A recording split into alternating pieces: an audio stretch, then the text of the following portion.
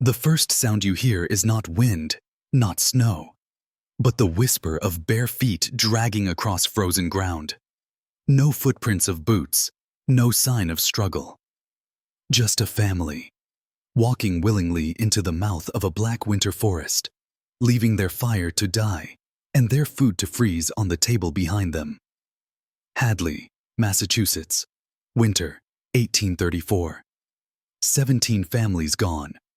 No blood, no bodies, no explanations. They abandoned everything, homes, livestock, children's toys mid-play, as though answering a summons no one else could hear. The only clue left behind, a name. Scribbled in journals, muttered in dreams, scratched into wood as fingernails broke. Professor Ezekiel Drummond. When authorities forced open his study, they didn't just find books. They found maps of the human mind centuries ahead of his time. They found diagrams of obedience, pathways to erase will itself. They found notes not on how to teach men, but how to break them and remake them. The science of 1834 had no word for what he'd become, but today, you know it well: psychopathy. And what Drummond discovered about the human psyche was so powerful, so forbidden, that the state burned his research and buried the truth. Tonight, I'll drag it back into the light. This isn't just a story about a lost town. It's about the human mind and the quiet war for control that's still happening right now. Stay until the end. But understand, once you know what he knew, you can never unsee it. Before the disappearances, Hadley was ordinary. A farming town of 800 souls, 2 churches, and 1 school, the Hadley Academy. But in 1821, a new professor arrived from Harvard, carrying letters of recommendation so glowing they bordered on myth. His name was Ezekiel Drummond, 35 years old, pale eyes like cut glass, hair already streaked with silver. He wasn't just a teacher. He was a presence, the kind that didn't shout, but somehow owned the room the moment he entered. Parents trusted him with their sons' futures. Students feared him, but also adored him. His methods were unlike anything the town had seen. No rote memorization, no sermons. Instead, he demanded journals, raw confessions of thought, doubt, desire. He read every word, annotated them in margins, pulled boys aside for long private talks where he peeled back layers of their minds until they stood exposed. He didn't teach lessons. He studied people. At first, they called him a genius. Then, something shifted. Parents whispered about their children changing, becoming quieter, detached, sleepless. Families who once laughed together now sat in silence at supper, staring past each other like strangers. And yet, no one stopped him. Because Drummond had mastered the first law of control: disarm suspicion by cloaking obsession in intellect. He wasn't prying into souls, he said. He was advancing science. But journals he kept hidden, discovered decades later, tell a different story. They reveal an experiment no classroom should ever have hosted. One man testing how far human obedience could stretch, before it broke. The first disappearance came in January. Samuel Chamberlain, prosperous merchant, father of 3. And his family left their supper table mid-meal. Their footprints in the snow were barefoot and perfectly straight. No hesitation, no wandering, just a direct line into the trees. Their coats hung by the door, their porridge still warm. A 5th place set at the table for a guest who never arrived, or perhaps already had. Constable Thomas Brewster searched their home for signs of struggle and found none. The valuables remained untouched. The barn animals fed. It was as if the Chamberlains had prepared their lives for someone else to inherit, then simply vanished. Within weeks, more families followed. The Harts, the Dunphys, the Locks. 17 households abandoned, one after another, walking barefoot into the wilderness in freezing temperatures. Locals whispered of the calling, A pull no one could resist, a summons they felt in their bones. Children woke screaming from dreams they couldn't remember. Dogs barked at empty doorways. And always, behind the fear, one name: Drummond. Authorities questioned him, of course. He smiled politely, produced alibis, invited them into his study to examine his work. But those who entered described a strange unease, as though his books and diagrams were watching them. One deputy resigned that same night, muttering about circles that didn't end, and words that moved when you weren't looking. The investigation stalled, and the disappearances continued. To understand Drummond's power, you must first understand the silence of Hadley. This was a town bound by propriety, a place where reputation outweighed reality, where sins were buried to keep the illusion of piety intact. No one accused their neighbors, no one named their fears, and Drummond exploited this like a surgeon finding an open vein. His nightly walks became legend. Each evening at 6, he left his house and wandered for 2 hours, passing every prominent family's home. He paused at windows, took notes in a leather-bound journal, studied the intimacy of family life with the patience of a predator mapping prey habits. People saw him, they whispered, but no one stopped him. Because in Hadley, to question a man of learning was to risk social exile. Who accuses the scholar who shapes your children's futures? The journals found later, hidden beneath floorboards, revealed the truth. He wasn't cataloging habits. He was cataloging weaknesses. Which fathers drank, which mothers feared confrontation, which sons craved approval, which daughters longed for escape. Every vulnerability mapped with surgical precision. This wasn't education. It was psychological warfare.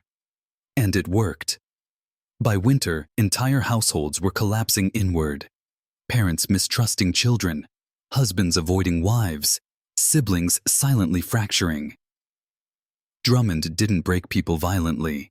He let them break themselves. This is the oldest secret of control.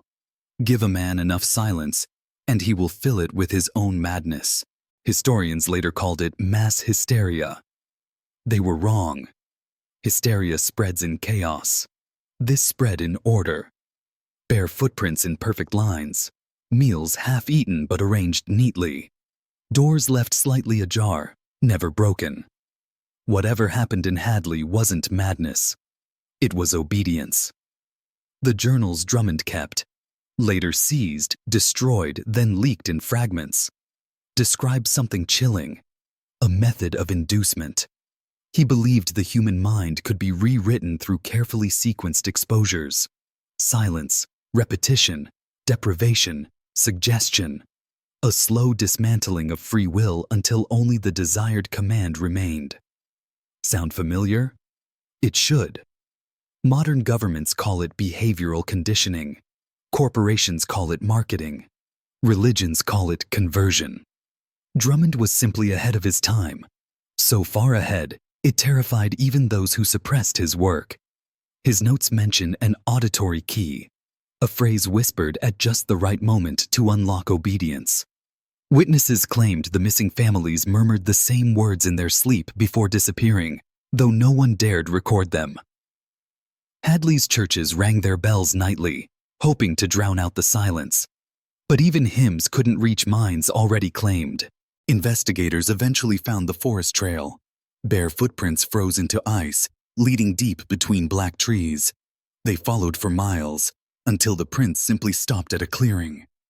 No bodies, no campfires, just a circle of stones, and carvings in the snowless earth beneath them. Spirals, eyes, words no one could read. The stones pulsed with frost. Some swore they hummed.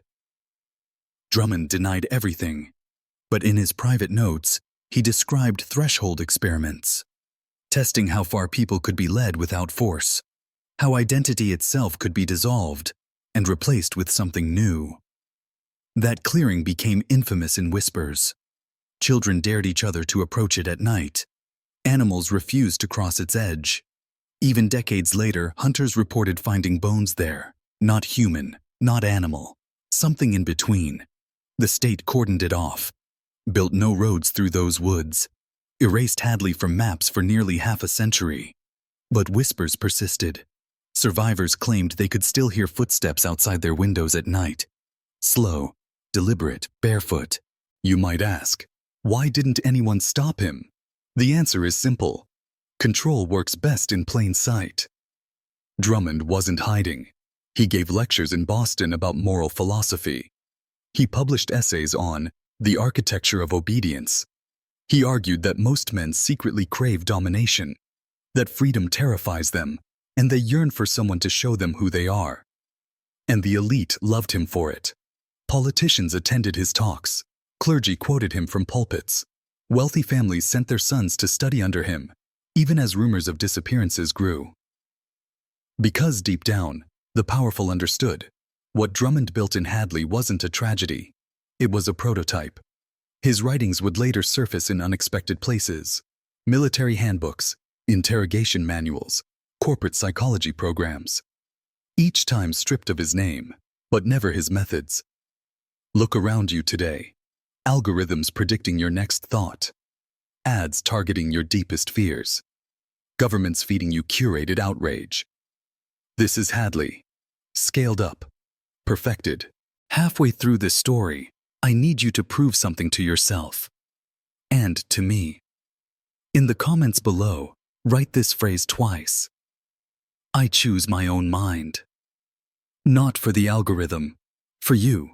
Because what's coming next, if you don't anchor yourself, will pull you under.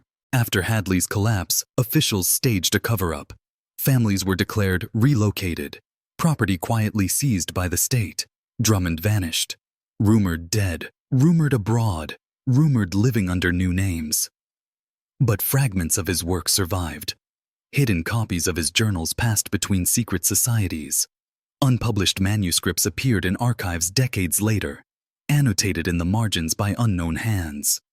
One such fragment contained diagrams eerily similar to modern neural maps, centuries before neuroscience existed. He drew the brain as a labyrinth. At its center, a single chamber labeled, "The Gate." He wrote, "All men stand at the gate. Few open it willingly. Fewer return." Psychologists today debate what he meant, but those who've read deeper, who've studied covert programs in the 20th century, recognize the parallels.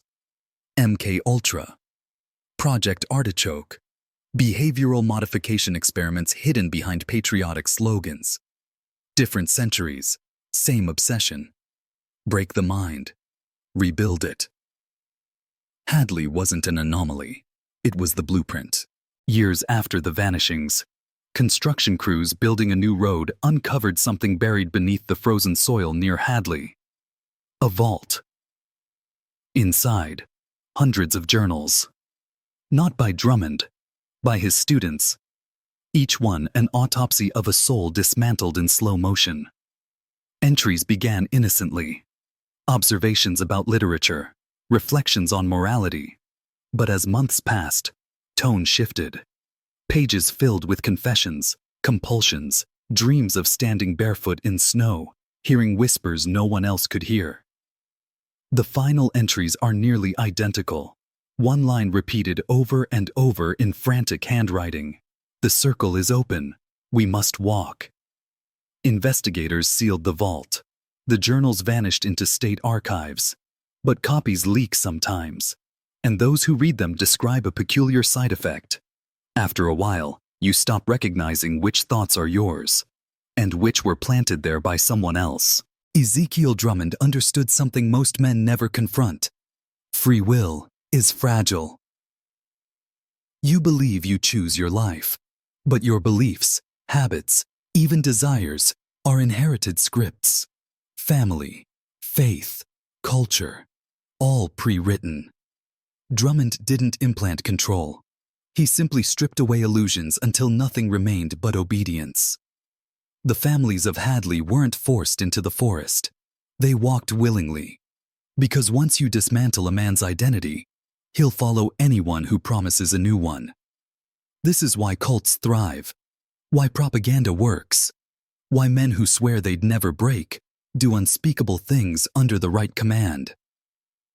Drummond's genius wasn't cruelty, it was clarity. He saw that the human soul is not a fortress, but a door, and every door can be opened if you know where to knock. By 1835, Hadley was gone. Officially, it collapsed under economic hardship. Unofficially, it became a ghost town. Families who stayed burned their curtains, destroyed mirrors, buried journals. Children were forbidden to speak Drummond's name aloud. But silence doesn't erase memory. It buries it deeper. Survivors carried strange tics, humming in sleep, compulsively counting stones, staring too long at snow. One old man swore he still saw bare footprints outside his barn each winter. The academy itself stood empty for decades, until fire consumed it one night. Flames rising in perfect spirals, witnesses claimed, though no wind blew. The ruins were bulldozed. Today, a grocery store stands there. No plaque, no marker. But locals still avoid that aisle. Modern researchers revisiting Hadley's archives have found eerie overlaps with current events. Social experiments testing obedience to authority.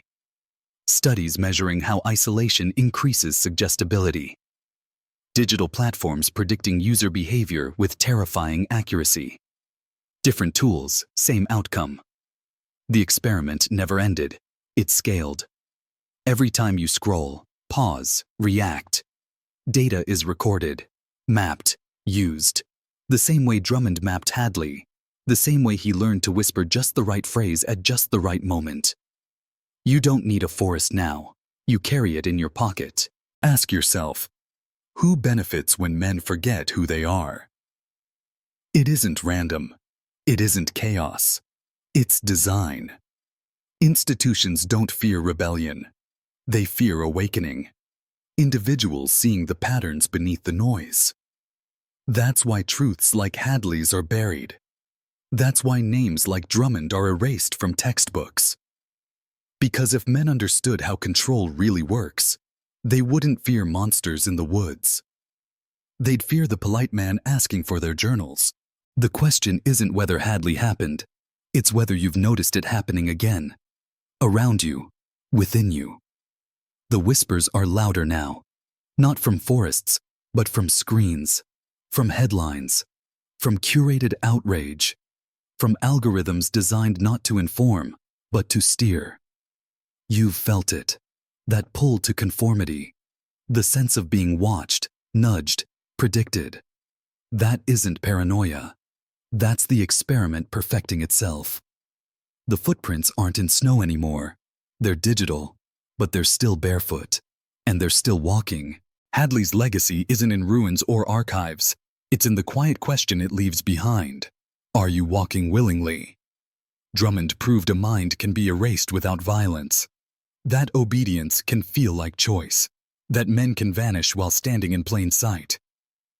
17 families walked into the woods. Millions walk into silence today.